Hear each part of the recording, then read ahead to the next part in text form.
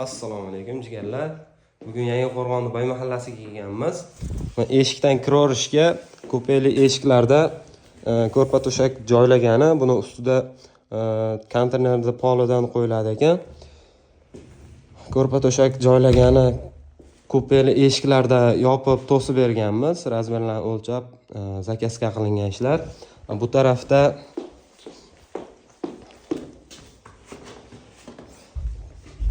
Tirimoni o'rniga shunaqa zakaz qilishgan.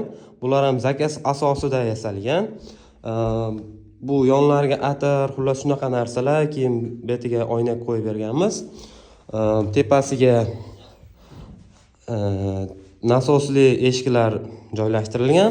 Pastiga ikkita g'aladonlar joylashtirilgan. Bular hammasi zakazga qilingan ishlarimiz. Kimga shunaqa xizmatlarimiz kerak bo'lsa, pastda raqamlarimni qoldiraman. Bemalol bog'lanib, zakaz qilishlaring mumkin. Yetkazib o'rnatib beramiz.